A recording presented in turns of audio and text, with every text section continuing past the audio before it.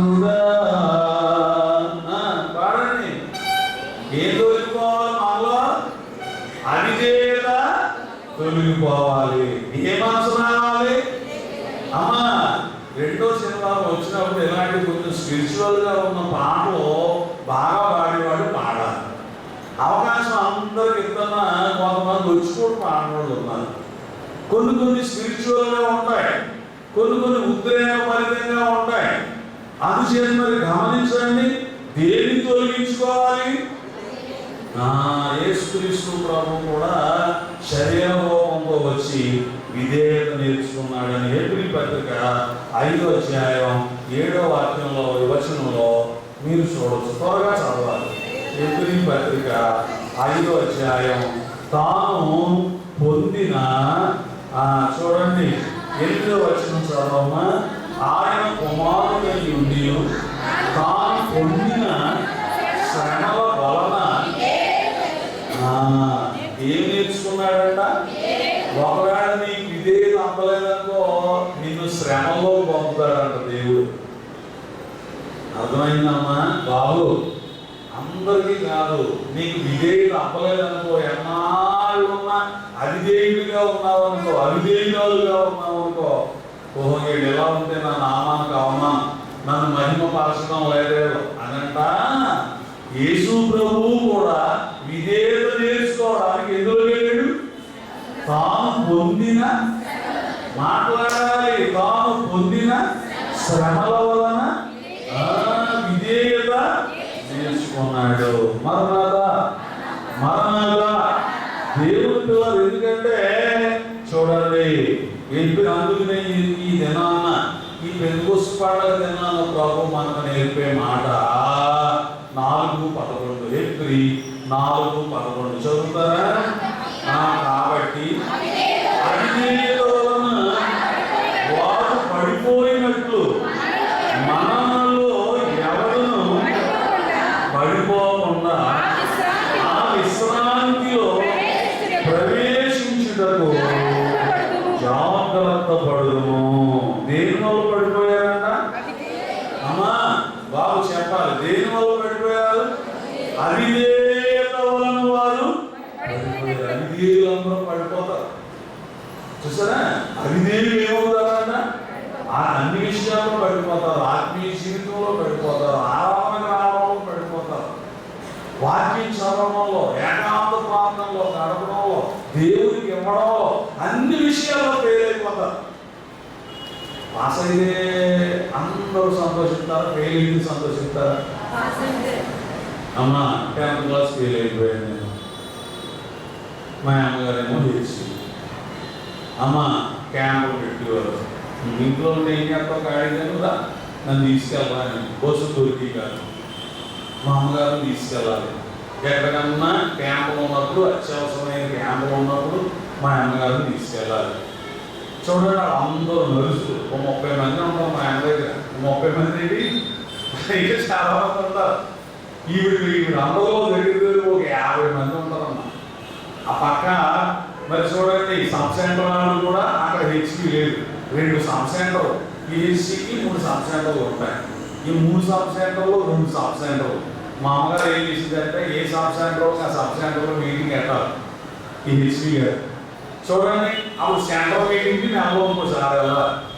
ఈవిడ ఏం చేసింది? 2 సబ్ సెంటర్లో పడుకోవచ్చు దిక్కు పెట్టింది. వీళ్ళందరూ కలిపితే 30 మంది, 60 మంది సుమారు అయ్యారు. కనీసం మినిమం అనుకుంటే తక్కువ ఒక 50 మంది వచ్చేవారు. ప్రతి నెల మీటింగ్ తీసుకెళ్ళేవారు. వాళ్ళందరూ అక్క బాబు ఏం చెప్తున్నాడే అనేవారు. నేను అనండి అది మా అమ్మ చెప్పలేక, ఎందుకు అమ్మ ఎందుకు 10th క్లాసు మా అమ్మ తాను వండుతూ చెప్తే నేను ఎక్కడ ఫీల్ అవుతాను. ఎరా ఏం చదువుతున్నారా అని కూడా నచ్చుంది కదా లాంగ్వేజే.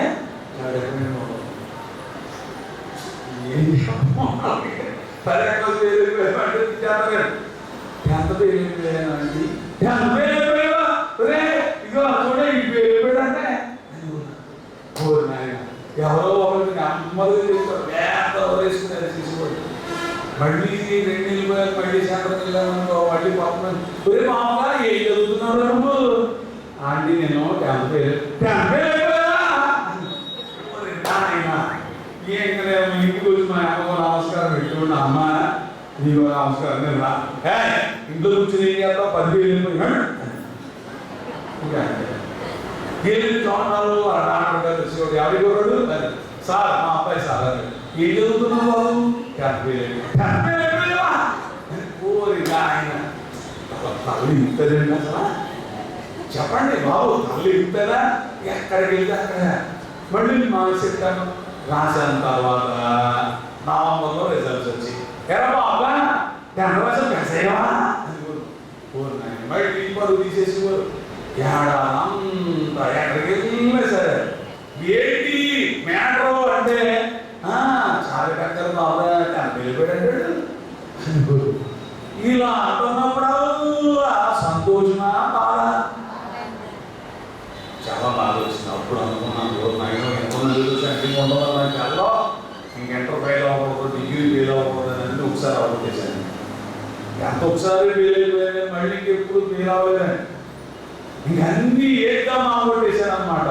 మరణారా అంటే ఇప్పుడు నేను చెప్పేది ఏంటంటే విధేయుడిగా ఉంటే మనం తలెత్తుకుంటామా, అవిధేయుడిగా ఉంటే తల ఎత్తుకుంటామా?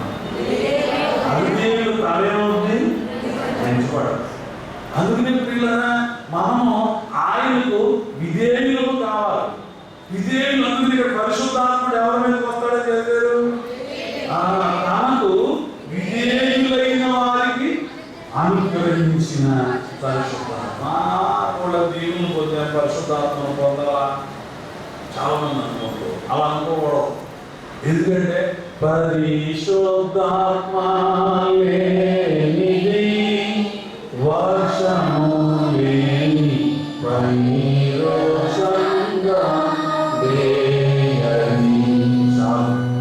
వర్షం లేని పైగా లాంటిదో పరిశుద్ధాత్మ లేని జీవితం కూడా అలాంటిది. అందుకనే మేడగదిలో ఉన్న 120 మంది కూడా వాక్యానికి విధేయులయ్యారు, పేదలకు విధేయులయ్యారు, ప్రభువుకు విధేయులయ్యారు. దేవుని పిల్లల విధేయత కావాలి. ఎప్పుడు కూడా హెచ్చించబడతారు కానీ ఎప్పుడు పడిపోరు.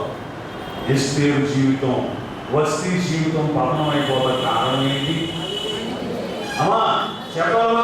వస్తీ జీవితం చాలా ఇక్కడ ఉన్న మనం ఎవరు కూడా ఆమెకు సాగుతాం. వస్తీ యొక్క సౌందర్యానికి ఇక్కడ ఉన్న మనలో ఎవరో కూడా సరిపోం. అంత చక్కని ఆ సౌందర్యం కలిగిన మహారాణి, ఇంత గొప్ప మహారాణి అయినటువంటి వస్తీ రాణి పీఠం నుంచి పడిపోవడం కారణం ఏంటి? అవిధేయత. చూసారా? అదే వాక్యం చదివారు మీరు హెబ్రీ 4:11. మళ్ళీ జ్ఞాపకం చేయండి. వారు అవిధేయత వలన పడిపోయారు. చాలు. అందుకనే అవిధేయులైన వారు దేనిని పొందలేదు. మీరు మాట్లాడాలండి, దేని పొందలేరు? పరిశుద్ధాత్మను పొందలేము. మేడగదిలో ఉన్న వాళ్ళందరూ విధేయులు కాబట్టి వారందరూ పరిశుద్ధాత్మతో వీళ్ళరా నిండిన వారు. తరువాత మనం అపోస్తుల కార్యాల గ్రంథంలో మరొక మాట కూడా మనం చూడగలిగితే, ప్రభువునందు ప్రియమైన వాళ్ళరా దేవుని పిల్లరా 4వ అధ్యాయము అపోస్తుల కార్యము 4వ అధ్యాయము ప్రభువునందు ప్రియమైన వాళ్ళరా మనము జ్ఞాపకం చేసుకున్నప్పుడు 8వ వచనంలో ఇక్కడ మరో మాట కూడా మనం చూడాలి. పేతురు పరిశుద్ధాత్మతో నిండిన వాడై. చూడండి ఏమండి, పేతురు గారు ఎలా ఉన్నాడు? పరిశుద్ధాత్మతో నిండినవాడు. పరిశుద్ధాత్మతో నిండినటువంటి వాడు అన్నమాట పేతురు గారు. ఎందుకంటే ఎక్కడ నింపబడ్డాడు పరిశుద్ధాత్మతో? మేడగదిలో. మేడగదిలో నింపబడ్డాడు. అందుచేత దేవుని పిల్లరా పేతురు గారు పరిశుద్ధాత్మతో, అపోస్తులందరూ కూడా పరిశుద్ధాత్మతో నింపబడ్డారు మేడగదిలో.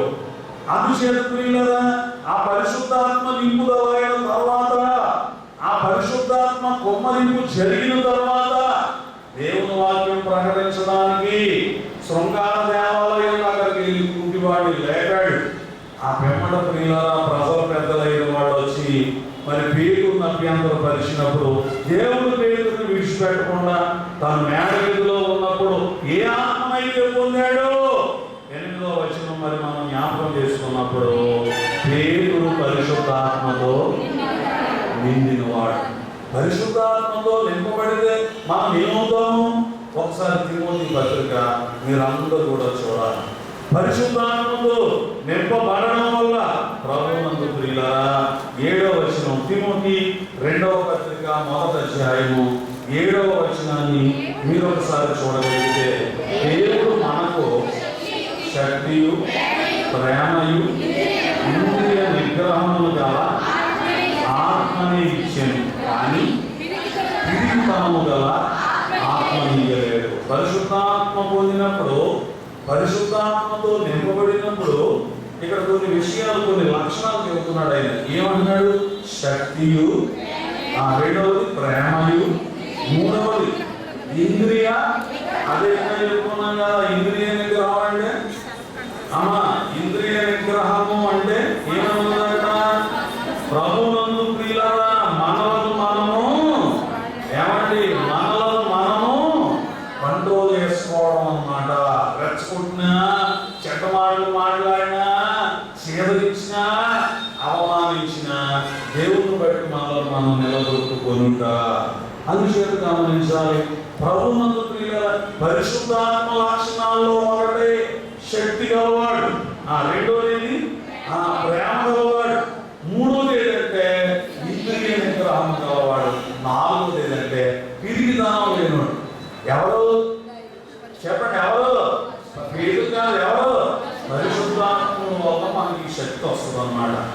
అందుకే ఇప్పుడు చిన్న పిల్లల దగ్గర పరిశుద్ధాత్మ పొందనప్పుడు తెల్లవారితే ప్రభువుని సిలువ వేస్తారు అన్నప్పుడు పేతురు చలిమంట కాసుకుంటున్నాడు. ఒక చిన్న బిడ్డ వచ్చింది. ఏమన్నా మీ అమ్మకి అర్థం తెలుసు కదా నాయన? పైన వాళ్ళు ఏమన్నది అమ్మాయి?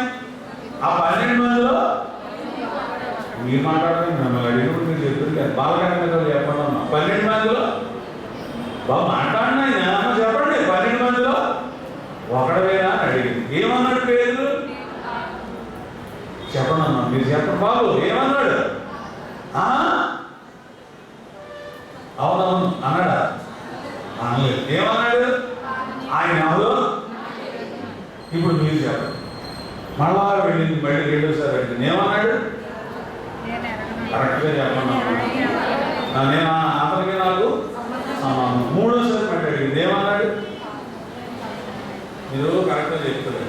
మళ్ళీ సిలుజానం రావాలి చదవాలంటే అలాగా వాక్యం ఎక్కువ గుర్తుంచుకో. 3 సార్లు ఏమన్నారు? ఇదిగో ఇదిగో ఏమన్నాడు? ఒట్టు పెట్టుకున్నాడు. వాకు ప్రామిస్ చేస్తున్నాడు అనమాట. అమ్మతోడు, అమ్మతోడు, ఐదోడు, ఆకాశంతోడు, దేవుడితోడు అన్నది మాట్లాడతాడు.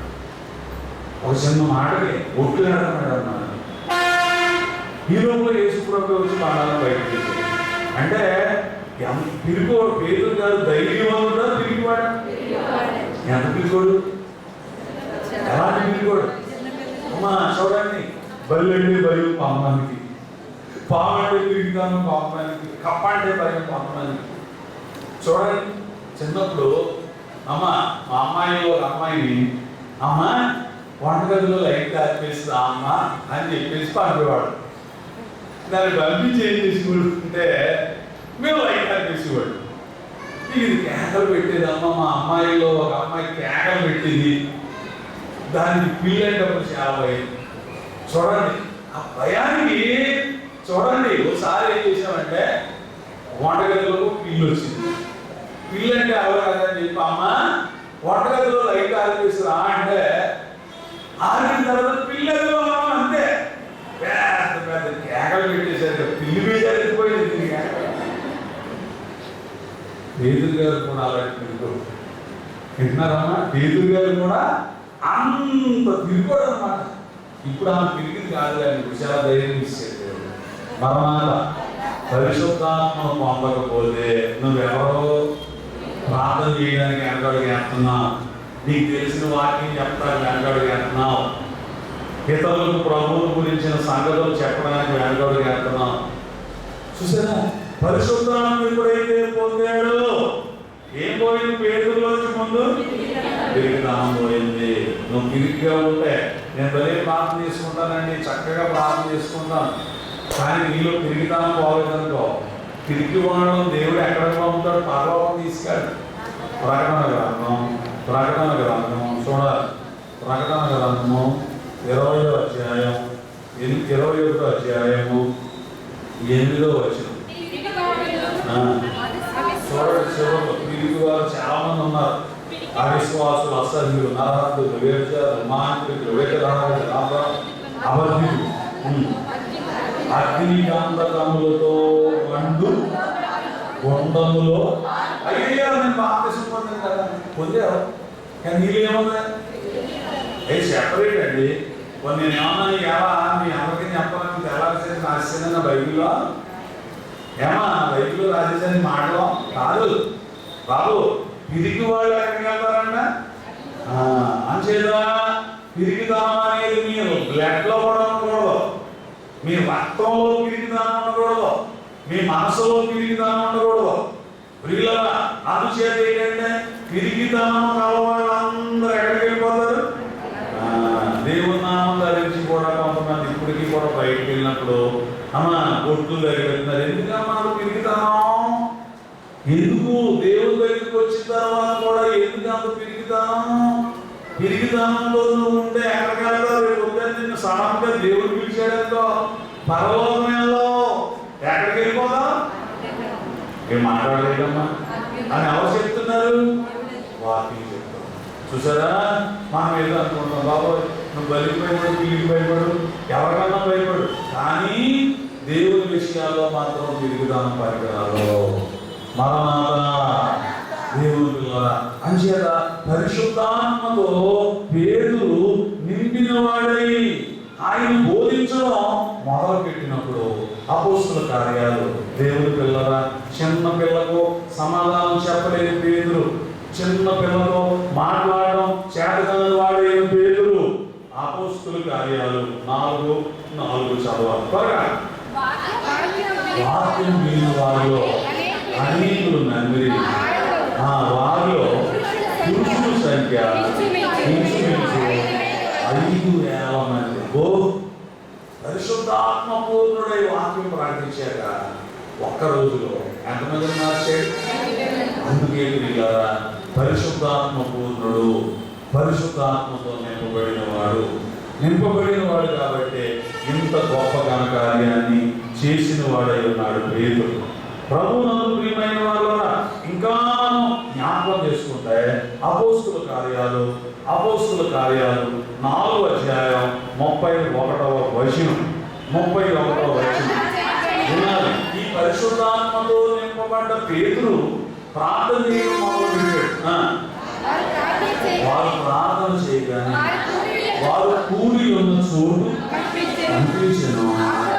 వారందరూ పరిశుద్ధాత్మతో దేవునికి స్తోత్రం.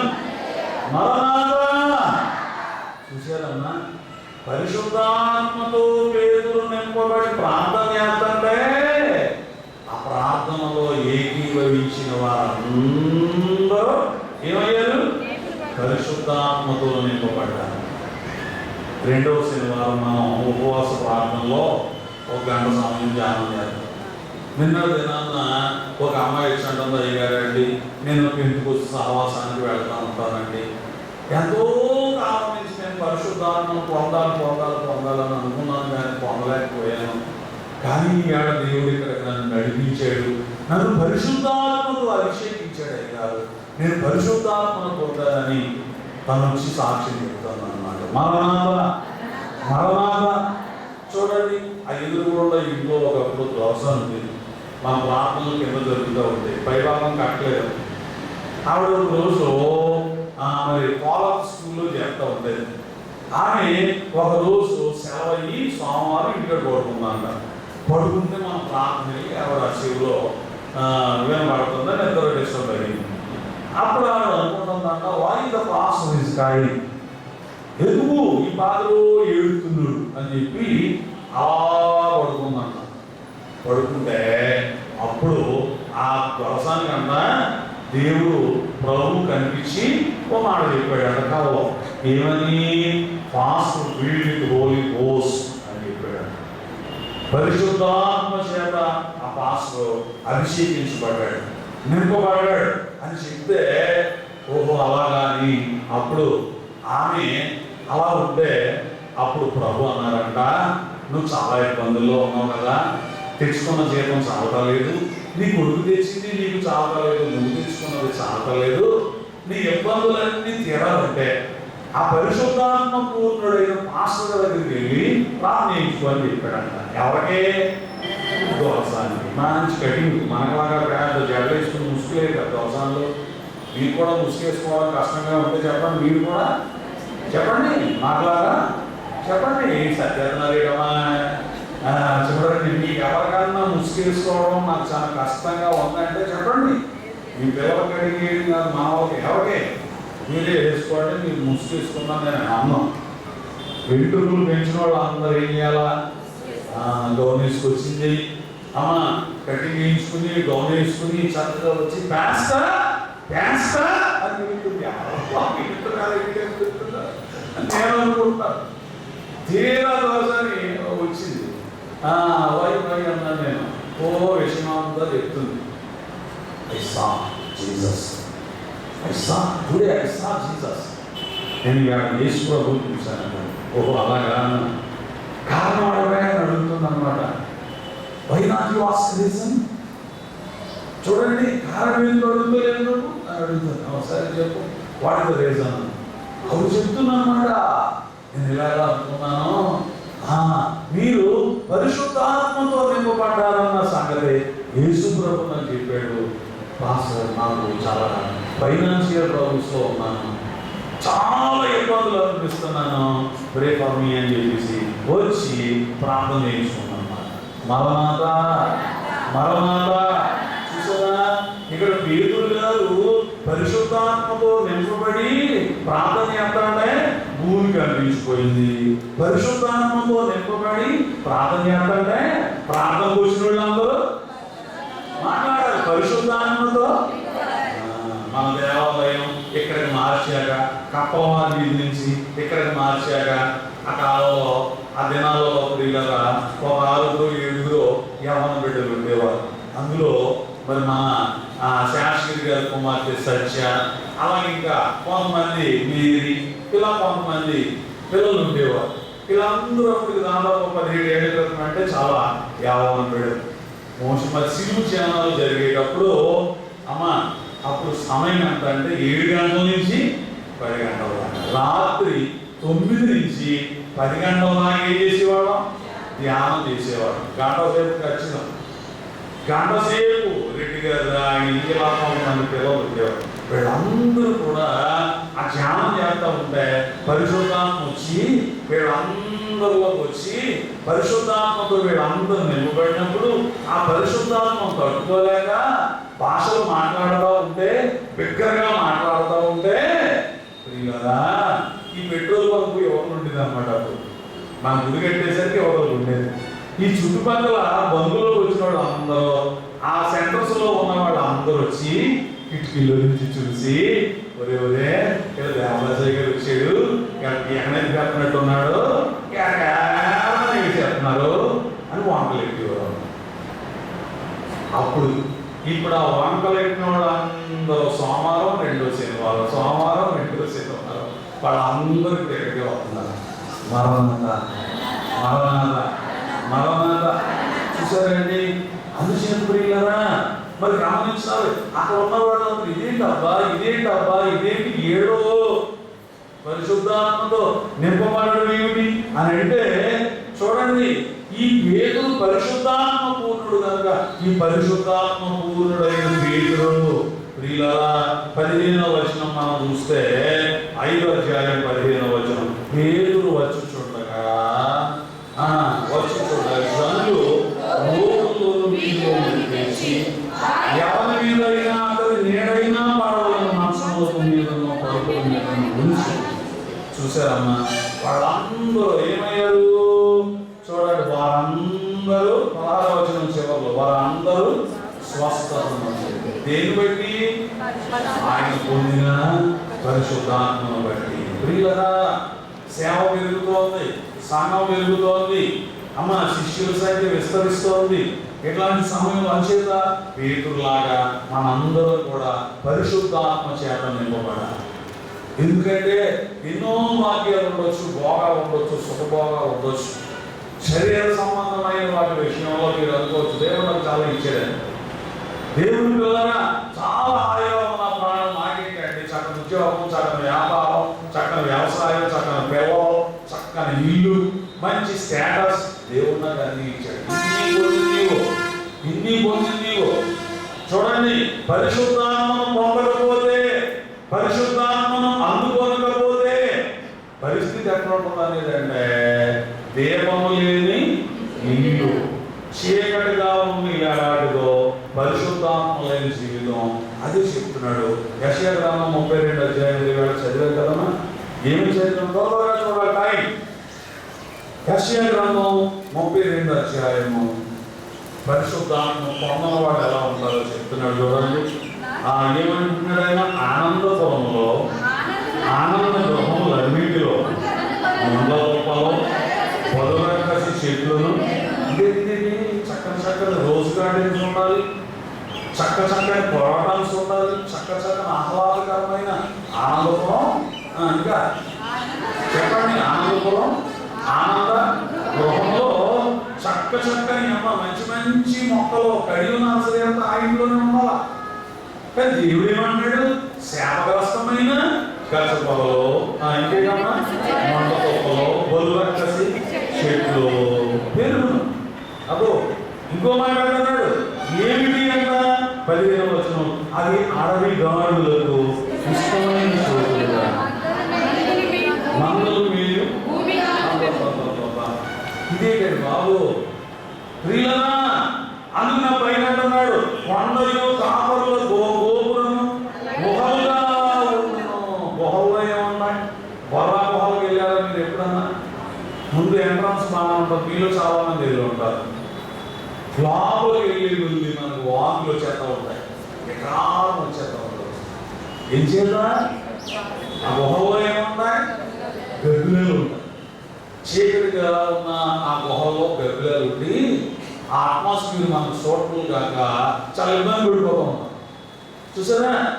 గుహగా మారిపోతుంది ఆనంద గృహము. చూడండి, పై పండుగ ఉంటాం మనం. ఏమని?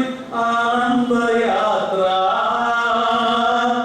ఇది ఆత్మీయ యాత్ర, యేసుతో నూతన యెరూషలేము యాత్ర. పాడతానే ఉంటాం, కానీ పరిశుద్ధాత్మ లేకపోతే ఆ ఇంట్లో ఏమి ఉంటాయంట? దైవాత్మను పొందకుండా తప్పించుకునే సహోదరి సహోదరుడా, నువ్వు లోపంలో బాగానే ఉండొచ్చు, నీ పనుల్లో పైకి ఎదుగుతూ ఉండొచ్చు, నీ స్థానంలో ఒక రోజు కంటే ఉన్నతంగా ఎడవచ్చు, నీ సంపాదన పెరగవచ్చు, నీ స్టేటస్ పెరగవచ్చు, నీ చైన్ మారవచ్చు, అన్ని మారిపోతాయి, నీ జీవితమే మారిపోతుంది. వాటిని నువ్వు ఆధారం చేసుకుని నీ ఆత్మీయతను అణిచి వేసుకుంటే ఆయన ఏమని చెప్తున్నాడు? ఆనందపురము, ఆనంద గృహం, అడుగుగాడులు ఉంటాయి. చూసారా? అడుగుగాడులు వచ్చి కాపలు చేస్తాయంట, కాపలు గుహలుగా ఉంటాయంట. ముళ్ళ తప్పలో అడుగు తీసి అడుగు వేయాలంటే ముళ్ళ తప్పలో బలురకసి చెట్లు. దేవుని పిల్లలు ఎంత అంటే దీని అర్థం ఏంటంటే, లోకంలో ఉన్న కీడంతా నీ కొంపలోనే ఉంటుంది అన్నమాట. నిన్ను పట్టుకుని ఇంకా ఒరిజినల్గా చెప్పనా, ఏసీ కట్టుకుందో కానీ బాబు మా అమ్మనేమో అమ్మనే చెప్పండి, ఏం పట్టుకుందంట? అమ్మ ఏం పట్టుకుందంట? శివెత్తుకుందండి బాబు. మా ఇంట్లో శని ఏసీ కట్టుకోకుండా అన్నాడు, ఏ పని చేద్దామన్నా ముందుకు వెళ్తలేదు. నీ కొంపనట్టుకోలేదు, నిన్ను పట్టుకోలేదు. విన్నారమ్మా? నీ కొంపను పట్టుకోలేదు. ఈ కుర్రోడికి భయంకరమైన దురాత్మ అయ్యారు. పోయి శుక్రవారం సోమవారం తీసుకొచ్చారు.